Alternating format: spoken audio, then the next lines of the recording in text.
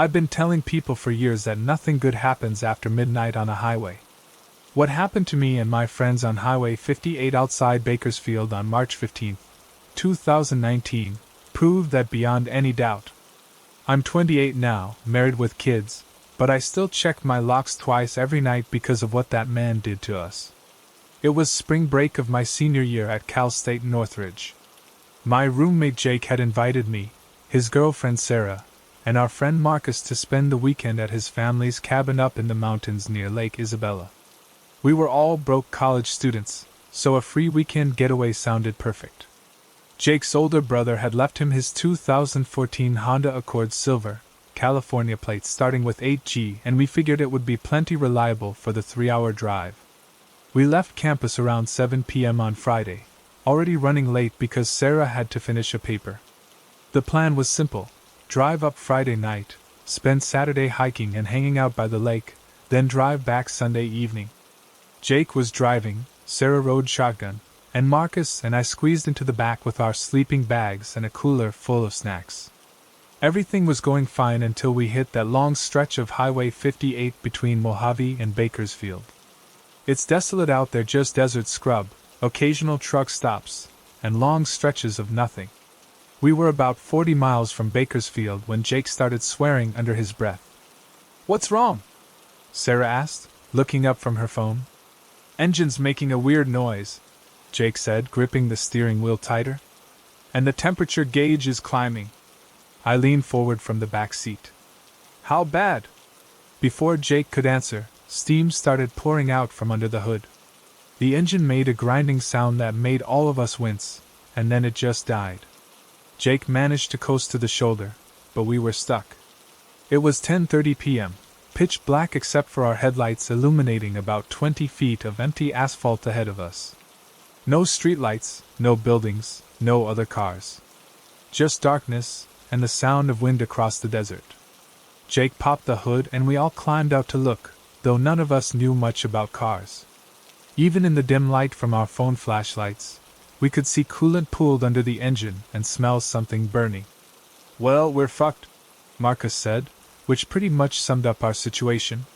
Sarah checked her phone. "I've got 1 bar. Should I call AAA?" "Do it," Jake said. "I've got coverage through my dad's plan." The AAA call took 20 minutes to connect, and when Sarah finally got through, the news wasn't good.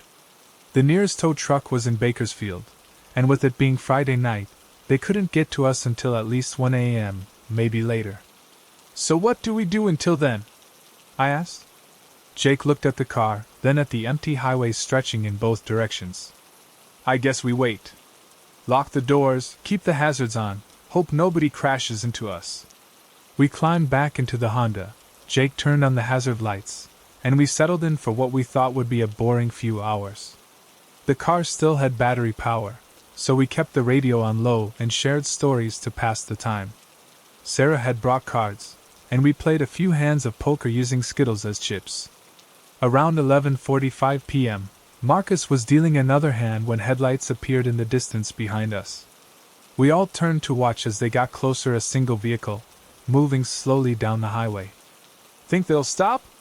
Sarah asked. "Hopefully they'll just drive past," Jake said.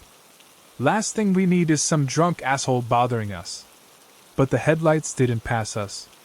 Instead, they pulled up right behind our Honda and stopped, maybe 10 feet back. Bright high beams flooded our rear window, making it impossible to see who was in the other vehicle. "Shit," Jake muttered. "Nobody move. Maybe they'll just go around." We sat there for maybe 2 minutes, none of us speaking, while the headlights stayed right behind us.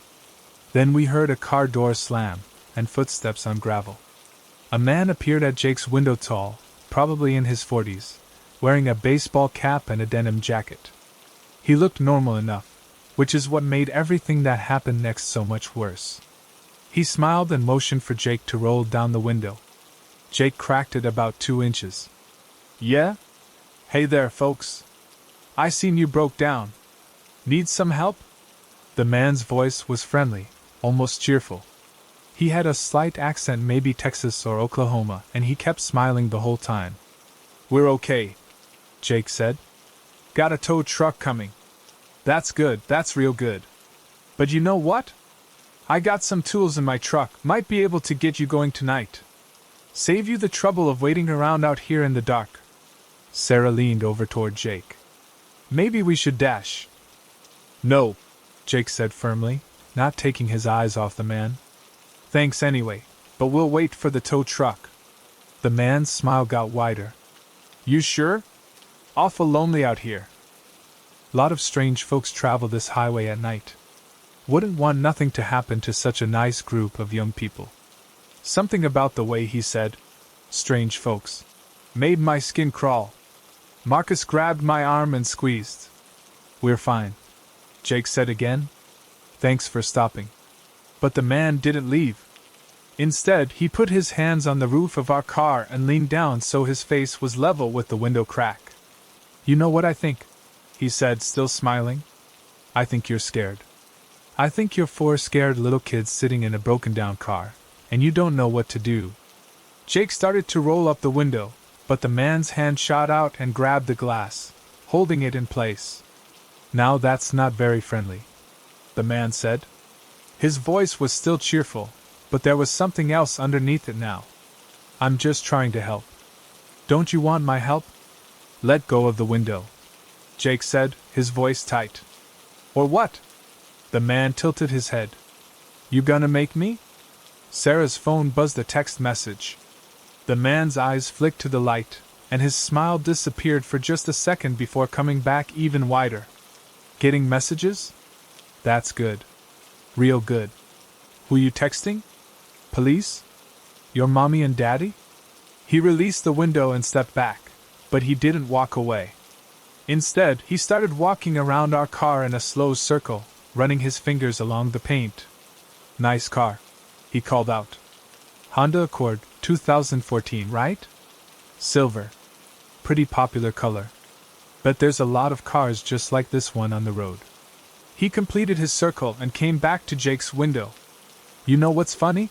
He said, leaning down again. I was just thinking, what if your tow truck can't find you? What if I go move some of those reflector signs down the road, maybe turn a few of them around? Easy to get lost out here in the dark. Marcus whispered in my ear. Call 911. I already had my phone out, but when I looked at the screen, my heart sank. No signal. None of us had signal anymore.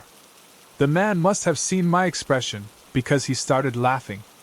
Funny how that works, isn't it? Cell towers are few and far between out here. And sometimes they just stop working.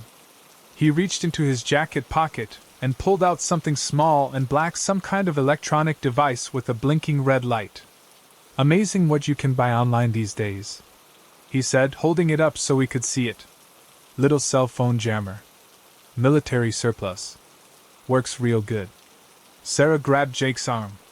Drive, she whispered. Just drive. Car won't start, Jake whispered back. The man heard us whispering and started laughing again.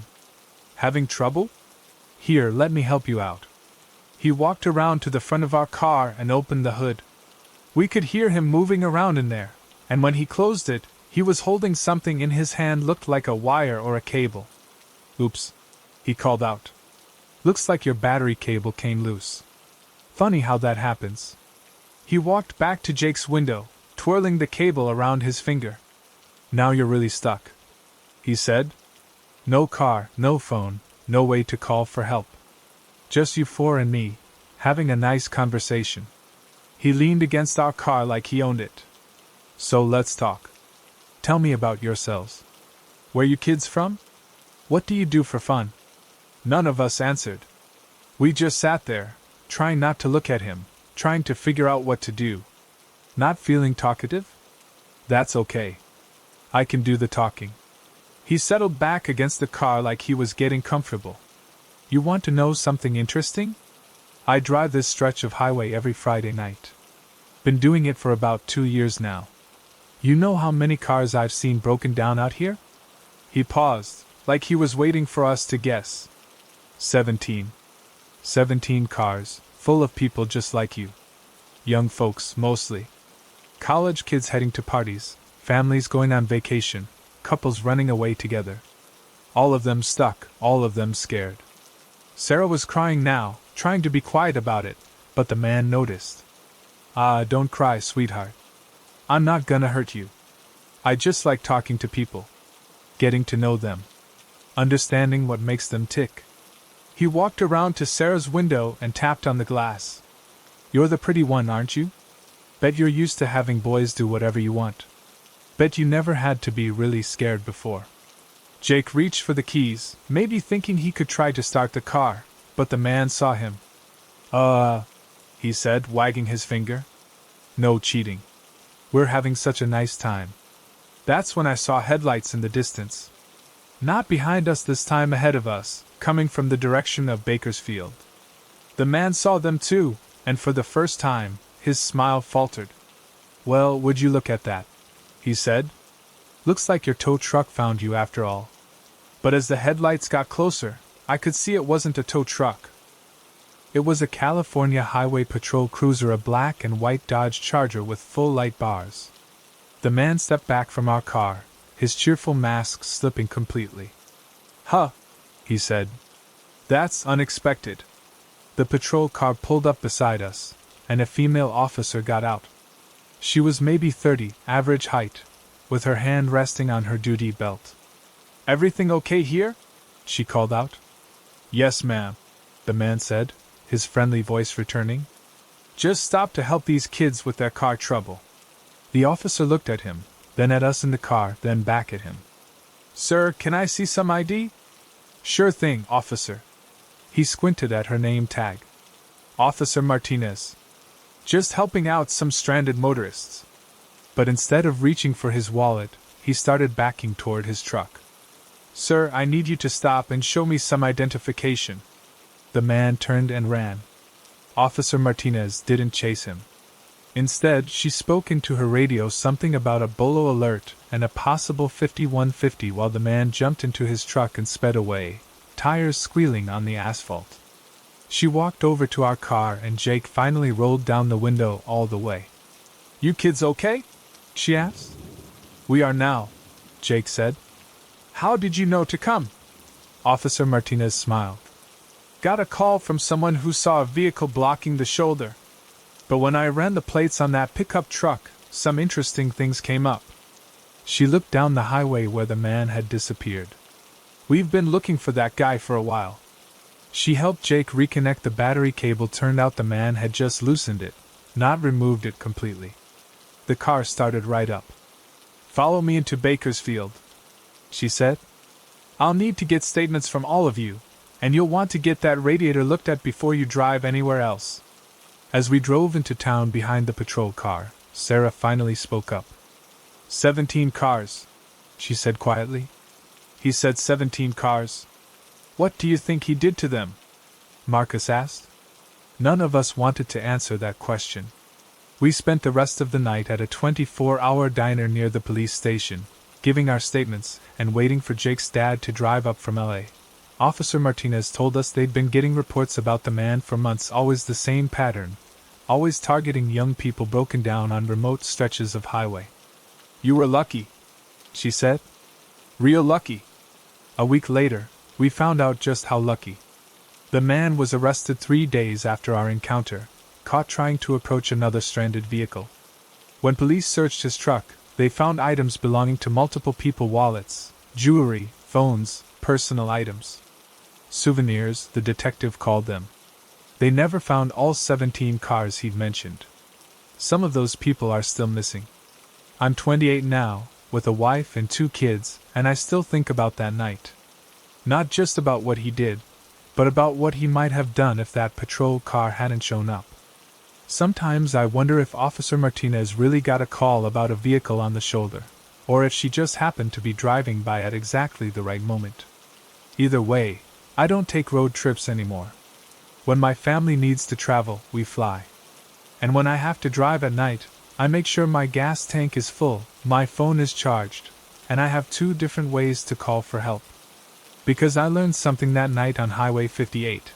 There are people out there who hunt for victims, who know exactly when and where to find them. People who smile while they terrify you, who collect pieces of the lives they've destroyed. The worst part? He looked completely normal. He could be your neighbor, your coworker, the guy behind you in line at the grocery store. You'd never know until it was too late. What I keep wondering is this: have you ever been stuck on the side of the road late at night? Have you ever had someone stop to help who made you feel uneasy? Because after what happened to us, I'm convinced that stranger danger isn't just something you tell kids. Sometimes the most dangerous person you'll ever meet is the one offering to help when you're at your most vulnerable. Think about that next time you're driving alone at night, and you see someone broken down on the shoulder. Are you going to stop and help? Or are you going to keep driving and hope someone with a badge and a radio shows up instead? Because you never know if you're looking at a victim or a predator. What happened at my best friend's house on June 14, 2019 made me realize that sometimes the person closest to you is the one you should fear most. I'm still dealing with the aftermath 3 years later, and I've learned to be very careful about who I trust with my secrets. I'd known Ashley since middle school. We went to Riverside High together, graduated together, and even got accepted to UC Davis the same year. She was always the friend everyone loved, outgoing, funny, seemed genuinely happy for other people's success. When she invited me to spend the night at her family's house in Fairview before we both left for college orientation, I didn't think twice about saying yes. Ashley lived on Maple Avenue in one of those newer suburban developments, big houses, perfect lawns, the kind of neighborhood where everyone knows each other. Her parents were out of town for the weekend, visiting her grandparents in Oregon, so it was just going to be the two of us having one last sleepover before college. I should have paid more attention to the small things that seemed off. Like how Ashley kept asking detailed questions about my scholarship, how much it covered, whether I told other people about it, what my backup plan was if I lost it. Or how she seemed unusually interested in my relationship with my boyfriend Derek, wanting to know if we'd talked about staying together during college. We spent the evening doing typical sleepover stuff, ordering pizza, watching movies, painting our nails. Around 11 p.m., Ashley suggested we go through her yearbooks from middle school, looking at old photos and laughing about how awkward we used to be. "Remember 8th grade when you had that huge crush on Tommy Martinez?" she said, flipping through pages. "You wrote him that letter and never sent it." I laughed. "Oh God, I forgot about that. Good thing I chickened out." "Actually," Ashley said, not looking up from the yearbook, "I kept a copy of it." She said it so casually that it took a second to register. "What do you mean, you kept a copy?" Ashley walked over to her desk and pulled out a manila folder. Inside were papers, photographs, printouts, a whole collection of things I recognized as mine. "I've been keeping track of stuff," she said, sitting back down beside me. "You know, for memories." She spread the contents of the folder across her bed. There was the letter I'd written to Tommy Martinez in 8th grade, except this wasn't the original I'd torn up and thrown away. This was a photocopy. There were printouts of text messages between Derek and me, photographs of me at parties I didn't remember Ashley being at, and screenshots of social media posts I'd made and deleted. "Ashley, what is this?" "I told you. Memories." She picked up one of the photographs, me kissing Derek at homecoming. "You looked so happy that night." "I was happy for you." But her voice didn't sound happy. It sounded flat, almost mechanical. "How did you get these text messages?" Ashley smiled. "Remember sophomore year when you dropped your phone and the screen cracked? I helped you back up everything to my computer so you wouldn't lose your photos." I remembered. Ashley had spent hours helping me transfer files, and I'd been so grateful because I didn't know how to do it myself. "I kept copies of everything," she continued. "Your photos, your messages, your contacts. I thought it might be useful someday." "Useful for what?" Instead of answering, Ashley pulled out a thick stack of papers held together with a rubber band. She handed it to me, and when I looked at the top page, my blood went cold. It was a printed email from UC Davis admissions to me, confirming my scholarship and enrollment. Except I'd never printed this email. I'd never even shown it to Ashley. "How did you get this?" I've been checking your email for 2 years, Ashley said matter-of-factly. You used the same password for everything. It wasn't hard to figure out. I flipped through the stack. Financial aid documents, acceptance letters, correspondence with professors, private emails to Derek about our relationship problems, messages to my parents about money stress. Every important thing that had happened to me in the past 2 years was in this stack. You've been reading my email for 2 years? I had to, Ashley said. How else was I going to know what you were really thinking? You never tell me anything important anymore. That wasn't true.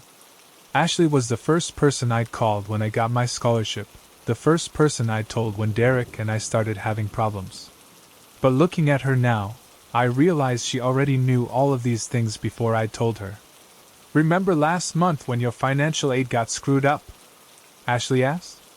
When they said there was a problem with your paperwork and you almost lost your scholarship? I remembered. It had been the most stressful week of my life. Someone had called the financial aid office claiming to be me and given them wrong information that contradicted my original application. It had taken days to straighten out, and I nearly had a nervous breakdown thinking I wouldn't be able to afford college. That was you? Ashley nodded. I thought maybe if you lost your scholarship, you'd stay local. Go to community college with me instead of running off to Davis. You sabotaged my financial aid? I fixed it though, Ashley said quickly. When I saw how upset you got, I called them back and straightened everything out. Nobody got hurt. I stood up from the bed, my hands shaking. Ashley, this is insane. You can't just mess with people's lives like this. I wasn't messing with your life. I was trying to be part of it. Her voice was getting higher, more desperate. Do you know what it's like watching your best friend succeed at everything while you're stuck applying to community college because your grades aren't good enough for anywhere else? So you decided to sabotage me? I decided to level the playing field. Ashley walked over to her computer and opened a folder on the desktop labeled Contingency Plans. Inside were dozens of documents, fake social media accounts she'd created, edited screenshots of conversations that never happened, forged documents with my signature on them. I spent months preparing, she said, clicking through files. Just in case you got too successful and forgot about me. One of the files was labeled Derek. When Ashley opened it, I saw it was full of fake text conversations, messages that looked like they were from me to other guys, talking about cheating on Derek, saying horrible things about him. You were going to show these to Derek? Only if you chose him over me. Only if you decided to stay with him instead of being my roommate at community college. I thought about all the problems Derek and I had been having lately. The fights, the mistrust, his accusations that I was being secretive and distant. I'd thought we were just growing apart, but now I wondered how much of our relationship problems had been caused by Ashley's interference. What else did you do? Ashley showed me more files. She'd been systematically inserting herself into every aspect of my life, manipulating situations to make herself seem like the supportive friend while creating problems that only she could solve. The anonymous cruel comments on my social media posts that she'd then comfort me about, those were from fake accounts she'd created. The rumors about me at school that she'd helped defend me against, she'd started those rumors herself. Remember when someone spread that story about you cheating on the SATs? Ashley asked. And I was the one who figured out it was probably Jessica Martinez because she was jealous of your scores? I remembered. Ashley had been so supportive, so angry on my behalf. She'd even confronted Jessica for me. That was you too. Jessica never said anything about you. I made the whole thing up, then convinced you it was her. I just wanted you to see that other people were jealous of you, but I wasn't. I wanted you to trust me more than anyone else. The worst part was realizing how well it had worked. For 2 years, Ashley had been creating problems in my life and then positioning herself as my biggest supporter. Every crisis, every betrayal, every moment when I'd felt like Ashley was the only person I could count on, she'd orchestrated all of it. You're sick, I said, backing toward the door. I'm your best friend, Ashley said, her voice getting dangerous. I'm the only person who really knows you. I have emails where you said terrible things about your parents. I have photos of you at parties your scholarship committee wouldn't approve of. I have evidence of every mistake you've ever made. She was right. Looking at the folder spread across her bed, I realized she had enough ammunition to destroy my scholarship, my relationship, my reputation, maybe even my college acceptance. What do you want? I want things to go back to the way they were. I want us to be best friends again. Real best friends, who tell each other everything and don't keep secrets. By blackmailing me? By reminding you that I know you better than anyone else ever will. Including Derek. Including your parents. Including everyone at UC Davis who thinks you're so perfect. Ashley closed the laptop and sat back down on the bed, looking completely calm again. Here's what's going to happen, she said. You're going to stay here tonight, and we're going to figure out how to make this work.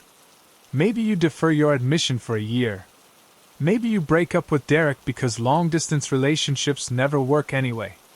Maybe you realize that the people who've been with you the longest are the ones who matter most. I looked at the door, calculating whether I could get to my car before she could stop me. But even if I left, she still had all that information. She could destroy my life with a few phone calls. Or, Ashley continued, you can try to leave, and I can start making some phone calls tonight. Your scholarship committee, Derek, your parents, UC Davis admissions. See how many bridges I can burn before morning. That's when I heard a car door slam outside. Ashley frowned. That's weird. My parents aren't supposed to be back until Sunday. But it wasn't her parents. Through the bedroom window, I could see Derek's 2017 Ford Focus parked in the driveway. Did you call him? Ashley asked, her voice sharp with suspicion. I hadn't. But then I remembered I'd texted Derek earlier to let him know where I was, just like I always did when I went somewhere. It was a safety thing we'd started doing after watching too many true crime shows. Derek knocked on the front door, and Ashley looked at me with panic in her eyes. Don't answer it, she said. Don't let him in. But I was already moving toward the door. Derek! I called out. I'm upstairs. Don't you dare, Ashley hissed, grabbing my arm. I pulled away from her and ran downstairs. When I opened the front door, Derek took one look at my face and knew something was wrong. What happened? I told him everything, right there on Ashley's front porch, while she stood at the top of the stairs listening. About the emails, the financial aid sabotage, the fake social media accounts, all of it. Derek's expression went from confusion to anger to something I'd never seen before, complete disgust. She's been doing this for 2 years? He asked. Longer, probably. Derek, I'm so sorry. All those fights we've been having, the trust issues, I think she's been manipulating both of us. Derek looked up the stairs at Ashley, who was now crying and trying to explain that she'd only been trying to protect me, that everyone else was going to hurt me eventually. Pack your stuff, Derek told me. You're not staying here. It took me 10 minutes to gather my things while Ashley followed me around her room, alternating between threats and apologies. She'd destroy my life if I left with Derek. She'd been the best friend I'd ever had, and I was being ungrateful. She'd only done these things because she loved me. If you leave with him, she said as I zipped up my overnight bag, I'll send everything to UC Davis tomorrow. They'll revoke your scholarship. Derek was waiting by the door. Let her try, he said. Most of that stuff is fake anyway, and the real stuff isn't nearly as bad as she's making it sound. Plus, what she's been doing is illegal. Identity theft, fraud, harassment. She'll have bigger problems than you will. As we walked to Derek's car, Ashley appeared at her bedroom window. You'll be back, she called down. When Derek dumps you and your new college friends get tired of you, you'll realize I'm the only person who really cares about you. Derek and I drove to a 24-hour diner and spent the rest of the night talking through everything. He'd been suspicious for months that someone was interfering in our relationship, but he'd thought it was another guy, not my best friend. We figured out that probably half our relationship problems over the past year had been caused by Ashley's manipulation. The next morning, I called campus police at UC Davis and reported the identity theft and fraud. I also changed every password I had and enabled two-factor authentication on all my accounts.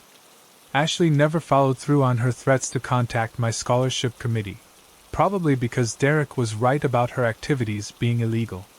She did try to reach out a few times over the summer, long emails explaining her side of things, text messages from new phone numbers when I blocked her old one, even a letter mailed to my house. I never responded to any of it. Derek and I are still together, 3 years later. We go to different colleges now, but we video chat every night and see each other on weekends. It turns out that when someone isn't actively sabotaging your relationship, long distance actually can work. I'm studying psychology now, partly because of what happened with Ashley. I want to understand how someone can convince themselves that destroying their friend's life is an act of love. My professors say it's not uncommon that some people become so invested in being needed that they'll create problems just so they can solve them. The scariest part is how long it went on without me realizing. Ashley had been manipulating my life for years, and I'd been grateful to her for it. Every time she created a crisis and then helped me through it, it made me trust her more and doubt everyone else. I still wonder sometimes how many other things she was responsible for that I never figured out. How many opportunities one missed, how many relationships she damaged, how many times she made me feel crazy or paranoid or alone when I was actually being gaslit by my closest friend. Here's what I learned. The person who always knows exactly what to say to make you feel better might be the same person who made you feel bad in the first place. The friend who's always available to help you through your crises might be the one creating them. And sometimes the person who claims to know you better than anyone else is really just the person who's been studying you the longest. Have you ever had a friend who seemed to be involved in all your drama, always on your side but somehow always present when things went wrong? Have you ever noticed that your life seemed more chaotic when certain people were around, even though they were supposedly supporting you? Because after what Ashley did to me, I've learned to pay attention to patterns. Real friends want you to succeed, even if it means you might outgrow them. Real friends don't punish you for having other relationships or achieving things they haven't achieved. And real friends definitely don't keep files on you like you're some kind of research project. The person who knows all your secrets might be collecting ammunition, not offering support. Think about that the next time someone seems just a little too interested in every detail of your life. The night we stayed at my grandfather's house on October 5, 2019, taught me that sometimes the most terrifying experiences come from the people we love most. What happened in that old farmhouse outside Cedar Falls still makes my family question everything we thought we knew about mental illness and the supernatural. My grandfather, Robert Chin, was 78 years old and had been living alone in his farmhouse on Hickory Lane for 3 years since my grandmother passed. The house was built in 1952, a 2-story white colonial with creaky floors and rooms that always felt 10 degrees colder than they should. My parents had been worried about him living alone, so when he invited our whole family for a weekend visit, they jumped at the chance to check on him. It was me, my parents David and Linda, my younger sister Emma who was 16, and my 8-year-old brother Tyler. We drove up from Stockton in my dad's 2018 Toyota Highlander on Friday evening, planning to spend the weekend helping Grandpa with yard work and going through some of Grandma's things. Grandpa seemed fine when we arrived, maybe a little thinner than last time, but still sharp and funny. He prepared dinner for everyone and had set up sleeping arrangements. My parents got the guest room, Emma and I would share the old sewing room that had twin beds, and Tyler would sleep on an air mattress in Grandpa's room. We spent the evening looking through photo albums and listening to Grandpa tell stories about the house. He mentioned that he'd been having trouble sleeping lately, but we figured that was normal for someone his age dealing with grief. Around 11 p.m., everyone went to bed. Emma and I stayed up talking for another hour, then finally turned off the lights around midnight. I woke up at 2:17 a.m. to the sound of footsteps in the hallway. Heavy, deliberate steps that stopped right outside our door. Emma was still asleep, but I lay there listening as the footsteps continued down the hall toward the kitchen. Probably Grandpa getting a glass of water, I thought, and tried to go back to sleep. But then I heard drawers opening and closing in the kitchen. Not the careful, Quiet sounds of someone trying not to wake people up loud, purposeful sounds like someone was searching for something specific. Then I heard what sounded like dishes being moved around, cabinets opening and slamming shut. I got up and crept to the bedroom door, opening it just enough to peek into the hallway. The kitchen light was on, and I could see shadows moving around. More concerning was the stream of water I could hear running like someone had left the faucet on full blast. I should have woken up my parents, but I was worried about embarrassing Grandpa if he was just having trouble sleeping. Instead, I tiptoed down the hallway toward the kitchen. What I saw when I reached the doorway made my blood freeze. Grandpa was standing at the kitchen sink with his back to me, completely naked, scrubbing something vigorously under the running water. His movements were mechanical, repetitive scrub, rinse, and he was making a low humming sound under his breath. Every cabinet door in the kitchen was open. Dishes were scattered across the counters. The refrigerator door was hanging open, and I could see that items had been pulled out and arranged in neat lines on the floor: condiment bottles, containers of leftovers, a carton of milk. "Grandpa?" I said softly. He didn't respond. Just kept scrubbing whatever was in his hands and humming that same low, monotonous tune. I stepped closer and saw what he was washing. It was a dinner plate, one from the set we'd eaten off of earlier. But he'd been scrubbing it for who knows how long, and his hands were red and raw from the hot water. "Grandpa, are you okay?" Still no response. I reached out to touch his shoulder, and that's when he turned around. His eyes were open, but they weren't seeing me. They had a glassy, unfocused look, like he was staring at something far away. His face was completely expressionless, not asleep exactly, but not awake either. "The blood won't come off," he said in a flat, mechanical voice. "I keep washing, but the blood won't come off." I looked at the plate in his hands. It was white porcelain, completely clean, no blood anywhere.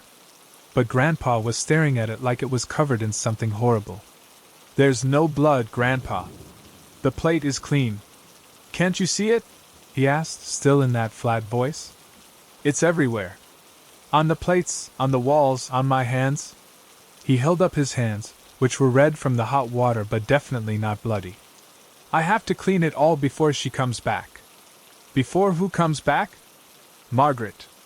She'll be so angry if she sees the mess. She always keeps everything so clean." Margaret was my grandmother's name. She'd been dead for 3 years. That's when Tyler appeared in the kitchen doorway, rubbing his eyes. "What's happening?"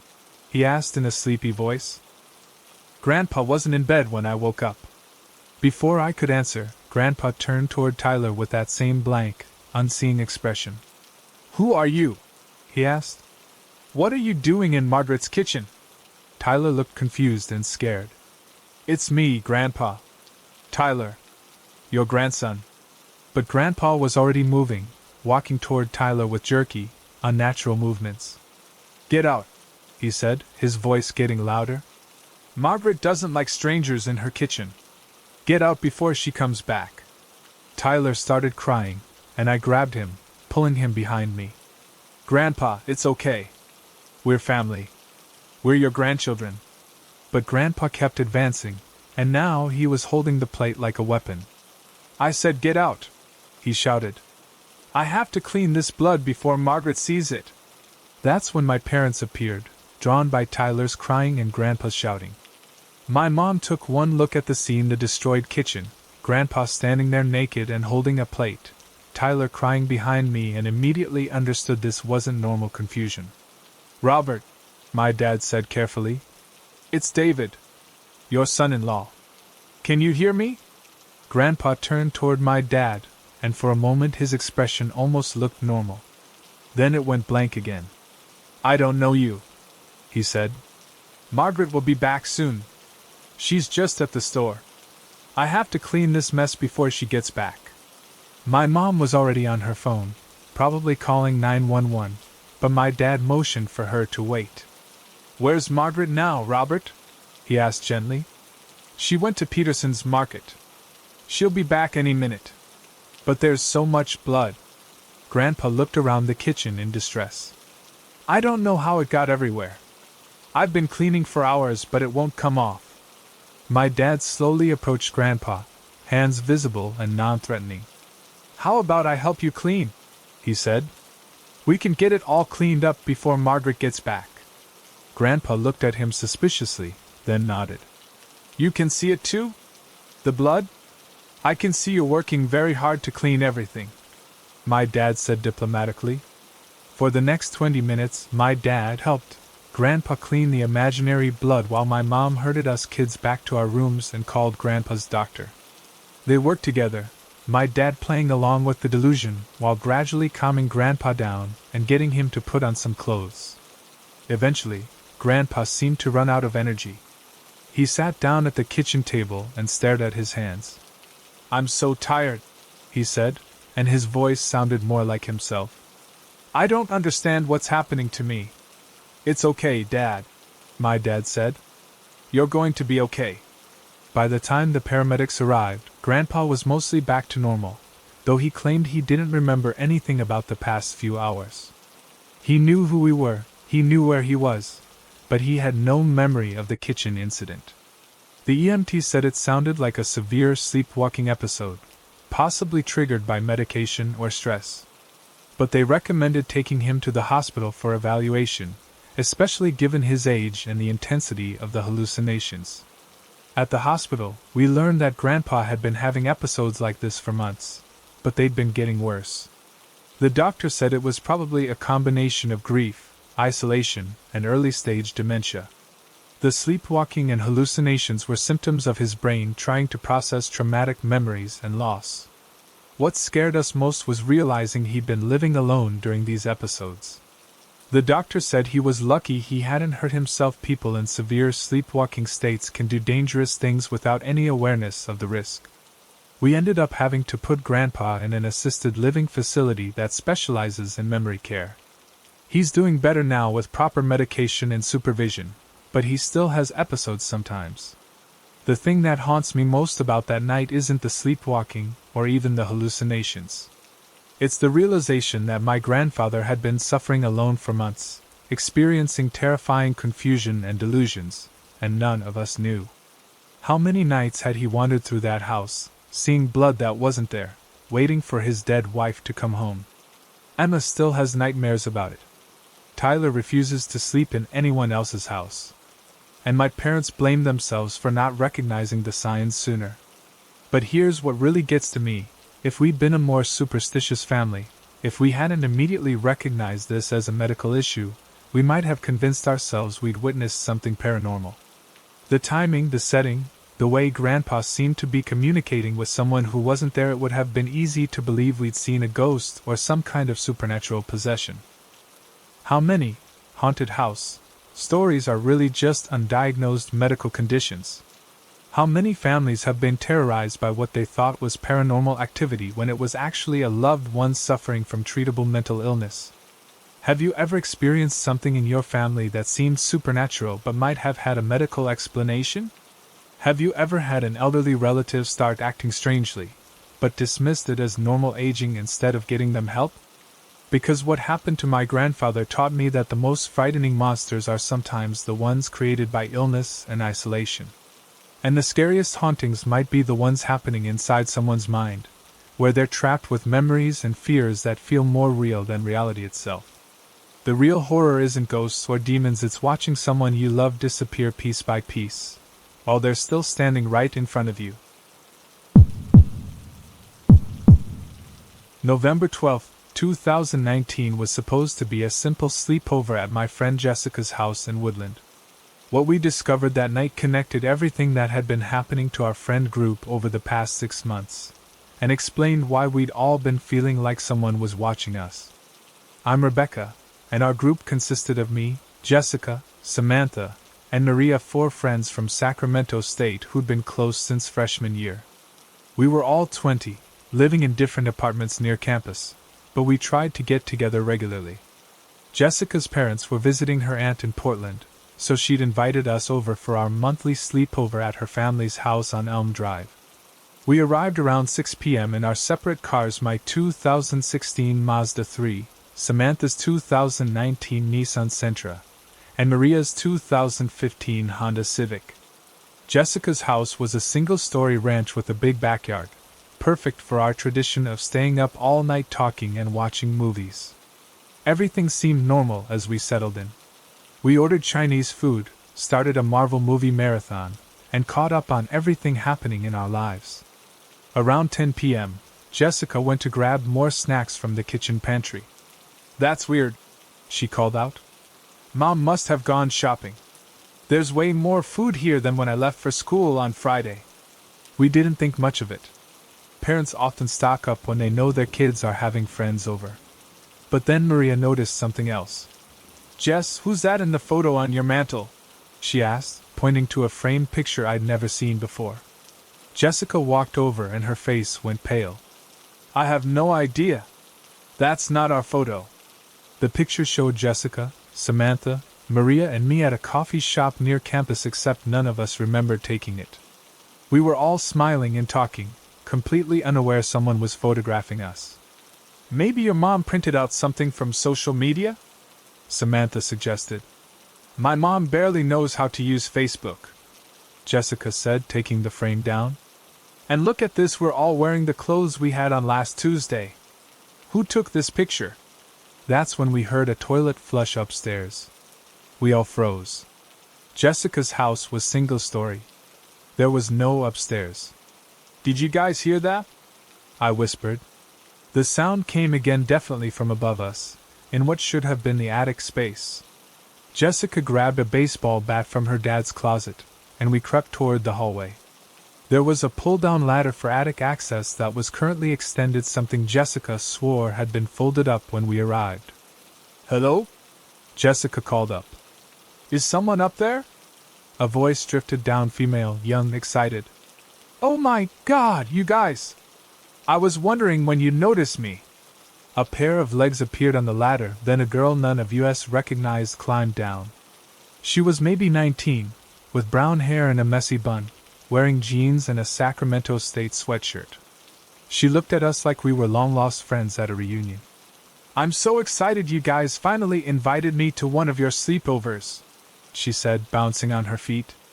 "I've been hoping for months that you'd asked me." Jessica raised the bat. "Who are you? How did you get in my house?" The girl looked confused. "It's me, Stephanie. From your psych class? We've talked so many times." I'd never seen her before in my life. Neither had the others, based on their expressions. "I think you have us confused with someone else," Maria said carefully. "We don't know you." Stephanie's face fell. "Don't say that. We're best friends. I sit behind you in Professor Warner's class, Jessica. I've helped you with homework. We've had coffee together." "I don't take any classes with Professor Warner," Jessica said. But I have pictures." Stephanie pulled out her phone and started scrolling frantically. "Look, here's us at the library. And here we are at that pizza place." She showed us photo after photo, all of us in various locations around campus and town, but taken from a distance. In every single photo, we were unaware we were being photographed. Some were clearly taken with a telephoto lens from across the street or from behind buildings. "You've been stalking us," I said. "I haven't been stalking anyone," Stephanie protested. "I've been documenting our friendship. I have hundreds of photos of us hanging out." Samantha was looking through Stephanie's phone. "These aren't photos of us hanging out. These are photos of us living our lives while you spy on us from a distance." "But we talk all the time," Stephanie insisted. "I know everything about you guys. Rebecca, you're worried about your organic chemistry grade. Jessica, you broke up with your boyfriend 2 weeks ago. Maria, you're thinking about changing your major. Samantha, your parents are getting divorced and you haven't told anyone."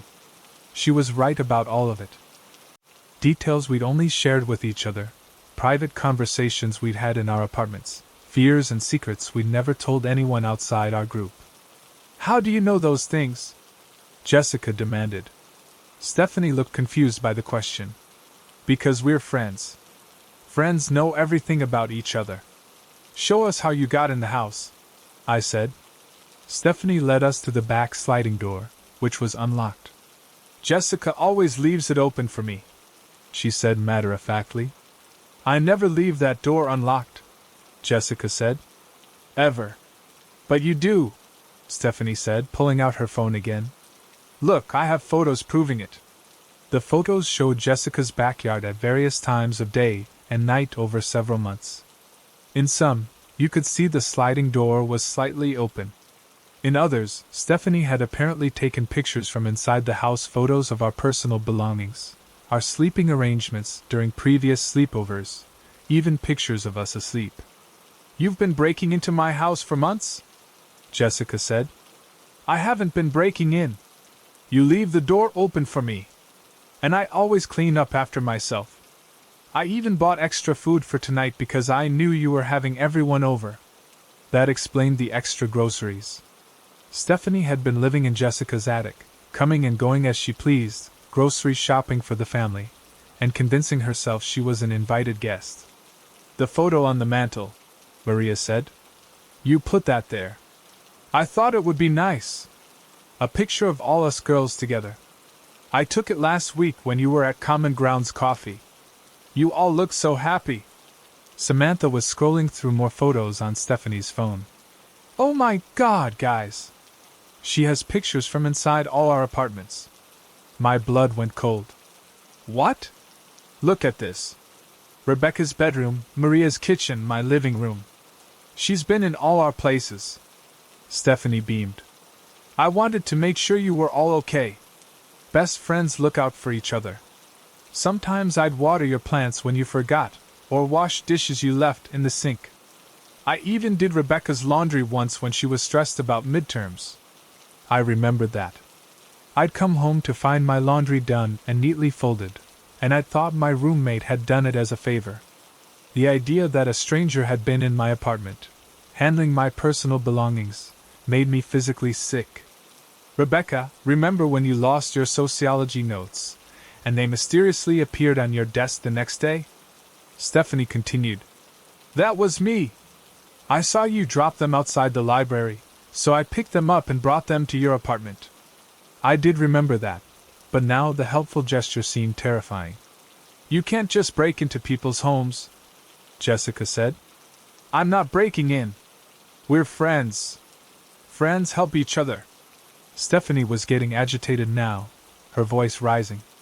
You guys are just confused because you're not used to having such a devoted friend. Most people are fake, but I really care about you. She pulled up more photos of us at restaurants, walking to class, in the campus library, at parties we didn't remember her attending. Months and months of surveillance, all carefully documented like a scrapbook. I've been working so hard to be the perfect friend, Stephanie said, tears starting to form. I know all your schedules, your favorite foods, your biggest fears. I've helped you with problems you didn't even know you had. I've been protecting you from people who don't really care about you. Protecting us from who? I asked. Like that girl Ashley who was messaging you on Instagram, Rebecca. She seemed fake, so I blocked her from all your accounts. And Jessica, that guy from your history class who kept asking you out, I told him you had a boyfriend so he'd leave you alone.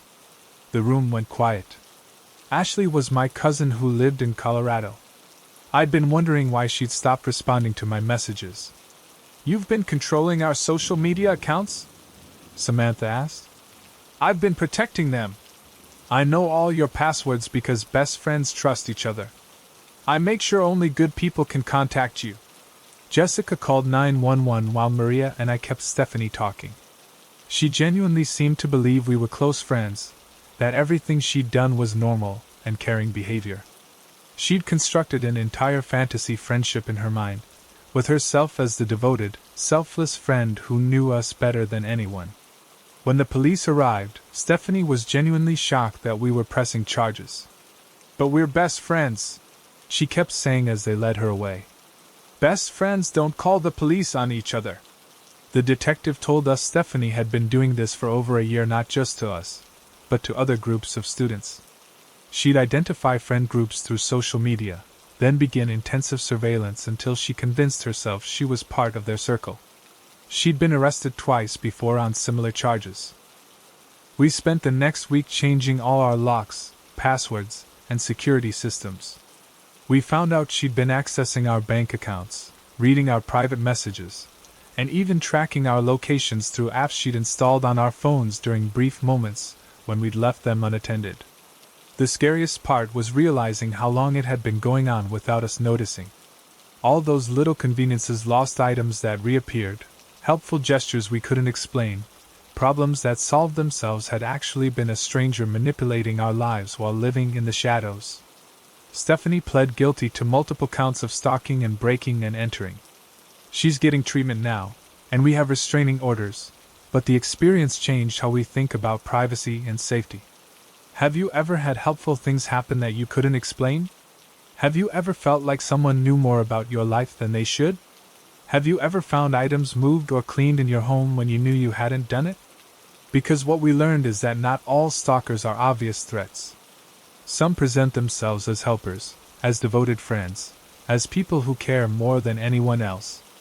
They study you until they know your patterns better than you do, then insert themselves into your life so gradually that you don't notice until it's too late. The person who seems to always be there when you need help might be the same person creating the situations you need help with. And sometimes the friend who knows you best is really just the stranger who's been watching you longest. Collection conclusion. Over these 4 months from the highway breakdown in March to Stephanie's arrest in November, our group learned that the most dangerous people aren't always strangers in the dark. Sometimes they're the ones offering help when you're vulnerable, the ones who know your secrets and claim to protect you, the ones who love you so much they'll destroy your life to keep you close. Real friendship doesn't require surveillance. Real help doesn't come with strings attached. And real love doesn't manipulate or control or stalk. Trust your instincts. If something feels wrong, it probably is. And remember, the person who seems too good to be true usually is. Thanks so much for watching. I can't express enough how much your support means. The likes, the comments, it all really helps the channel grow. If you enjoyed the video, make sure to hit that like button and share your thoughts in the comments below. I always take the time to read them. And don't forget to subscribe so you never miss out on any new videos. See you next time.